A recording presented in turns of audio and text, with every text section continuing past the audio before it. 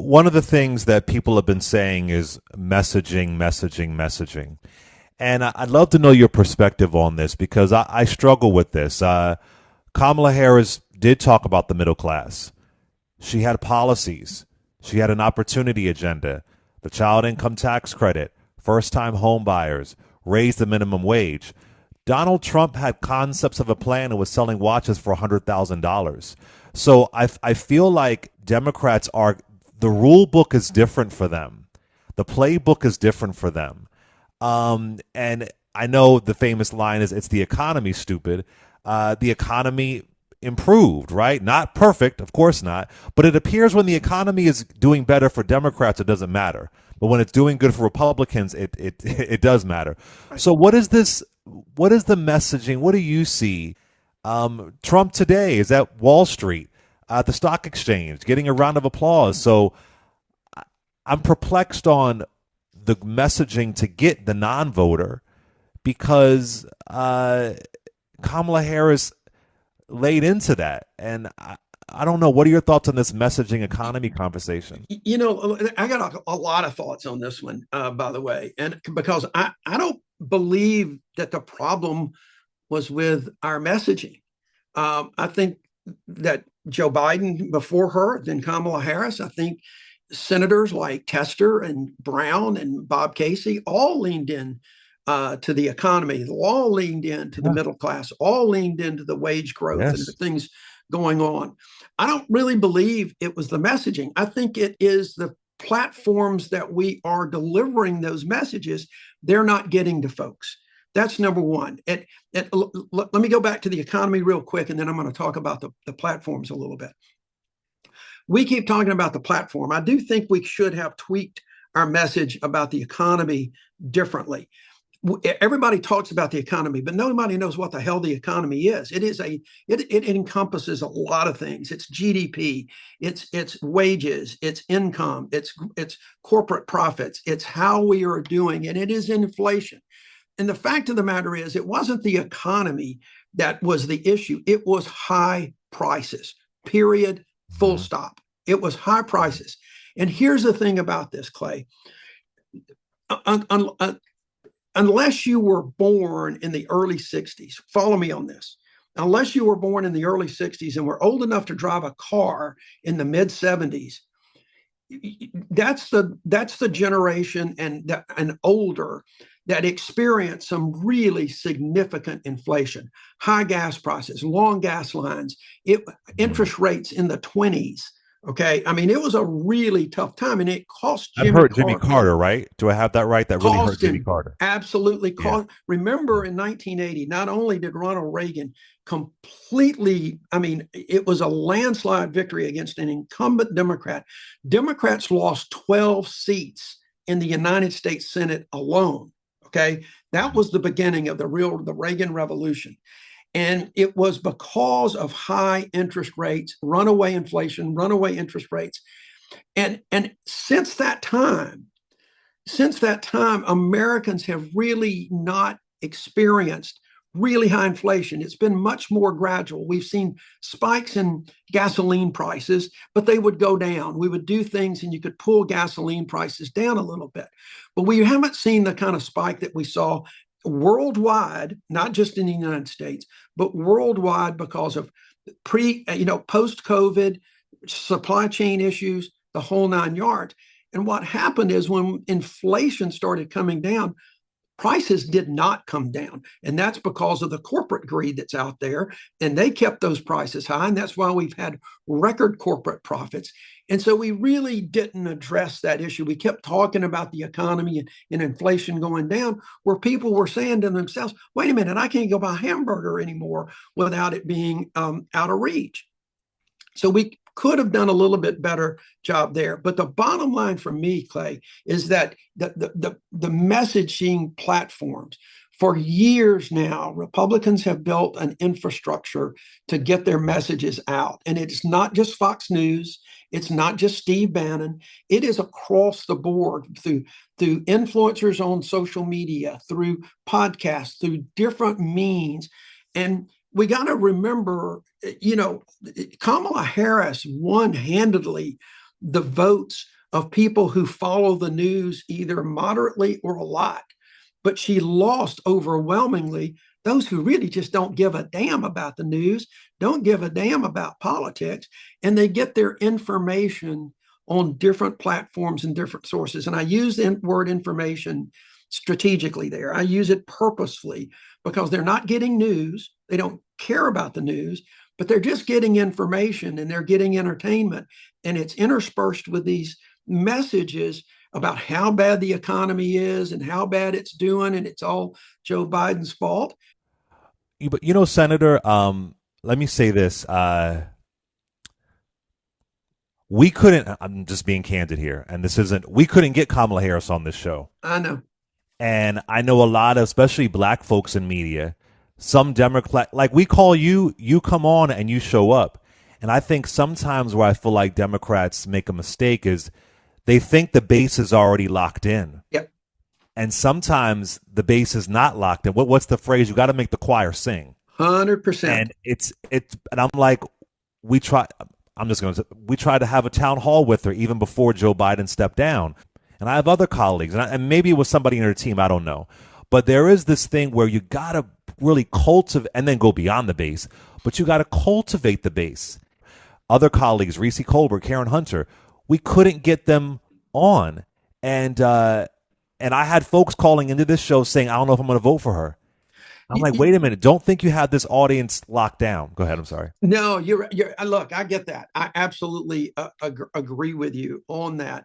And if you look at what Donald Trump did best, what he really did best, in my opinion, and we criticized him because we thought he was only preaching to his own choir, but he was cultivating that base. Now, he did it in ways that were just absolutely horrific. I mean, by just lying to them, and he's continuing to do it, but at least he was paying attention to them, and at least he was working on that.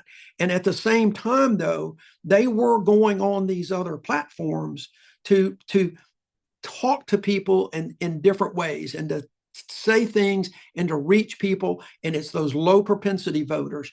So they had I got to give them credit. They had a much broader reach by both cultivating the base and reaching out to folks. We have got to learn from that. And that doesn't mean that we need to come on your show and tell your listeners a bunch of crap and lie to them just to get them, in our favor. We need to shoot straight. But we absolutely have to cultivate that base. We have to make sure people understand, and we have to make sure, as part of this, that we understand that our base is a pretty broad group. It is a pretty big tent, and when you cultivate the base, it doesn't mean giving them everything they want to know or want to hear, but letting them know that we're with them and we're hearing voices, and overall we're going to work with them to do the kind of things. And the base, Clay, has got to also understand it's like I've told people before, it's kind of the Mick Jagger school of politics. You can't always get what you want, but if you try sometime, you just might find you get what you need. Mm-hmm. I want to ask you this because you are from the South. Of course, you were the senator of the great state of Alabama. And what I've been calling this is Southern Strategy 2.0 tactics. Once upon a time, the Southern Strategy was really about, white fear and scaring white voters that these black folks are going to come into your neighborhoods, they're going to take over. But now it's expanded. Mm-hmm. Now they're using immigration, trans folks, these deep cultural identity issues. Sadly, I see some black and brown folks are falling for it. Richard Nixon and Barry Goldwater must be in shock how this Southern strategy has expanded so much. But what I've been wondering is how do Democrats combat this? Once upon a time, the welfare queen narrative. That was there's easier ways to combat that. But how can a Democrat combat these hateful things about trans people? Because it's a hot button issue that is not even real. But, you can't disavow trans folks. That would be terrible. But if you say you support policy to help trans folks, then you're too left. The whole immigration conversation, he torpedoed an immigration bill. They're using fear, and Democrats don't sell fear. So how do you combat fear? And I'm curious from your lens as somebody who is from the South, who remembers George Wallace. How do we combat that? Yeah, I think it's a tough question, and we talk about the Yeah. southern strategy, and I've got a friend who's a great writer down in Alabama. He calls it the Alabamification of America. Okay, and Wow. I love that. and to some extent that's true because that's what I have lived through is the fear, and it is almost the fear deja what is it? Deja Du vu. jour, fear du jour. Du Okay, jour. Du the jour. fear of Mm. the day, and I do believe Democrats have focused so much on trying to help those that have been marginalized, whether it is immigrants, whether it is in the civil rights days, African Americans, whether it is Hispanics, whether it is trans, LGBTQ. We have focused on the positive so much for those individuals. Some would call it identity politics. I don't necessarily ascribe to that, but we've also failed to communicate that lifting one person lifts other people, regardless of who that is. It's the old a rising tide lifts all boats. And we have Yeah. failed, I think, to communicate that we are all part of this community. And if you lift segments of this community and help them and give them these opportunities, it will give everybody opportunities. The Voting Rights Act is a great example. The Voting Rights Act didn't just give opportunities for African Americans. It gave opportunities for a lot of people who couldn't afford a poll tax, who couldn't read or write, and making mail-in votes and voting early, making it easier on these rural voters who have to travel to their ballot boxes to vote at their convenience. Those are the kind of things that I think that we have to talk about. We have to talk about a broad swath of America and make sure that everybody is included on that, and stay away from the fear. And at the same time, Clay, I do think that we've also got to recognize that that fear works, and we've got to try to figure out how to ratchet down the fear, but recognize that there is going to be some, not just fear for some of this, there's going to be some real religious and moral views that are not fearful, but they have these deep seated religious and moral views that we've got to work with and talk without insulting people. And that's a real challenge. So I want to know from you, what's your vision of how we move forward? Because I'm hearing a lot of pundits say we have to go back to the 1990s Bill Clinton Democrats. But I don't want to go back. I want to go forward. And the voting electorate has changed so much since 1990s Bill Clinton Democrats, right? Mm-hmm. The Obama coalition has changed so much.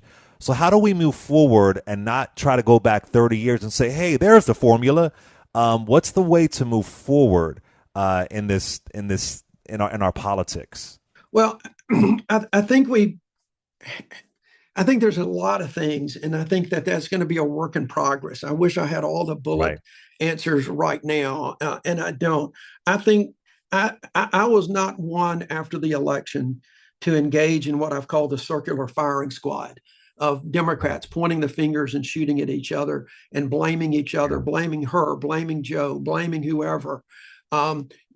Just haven't done that because I think this loss was actually decades in the making. And I think it's Mm. because of the lack of investment in our messaging infrastructure, where Democrats, and I have seen this time and time again, where even our mega donors will just lurch from one election to the next, looking for that next big election to flip a congressional seat or a governor's race or the House or the Senate.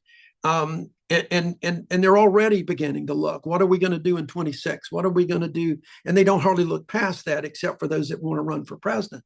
We've got to make sure that our folks are getting messages, and we're getting messages to people through information where we don't normally go, and they've got to be doing it 365 days a year. We cannot just engage the electorate 90 or 120 days before an election and expect to win, because by that time, we have already been branded.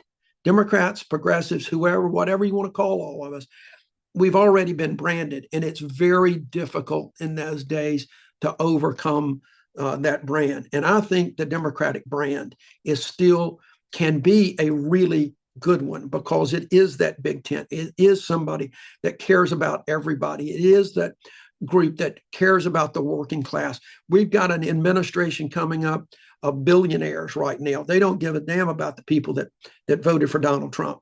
They care about their billionaire class, as we can see today on ringing the bell on Wall Street.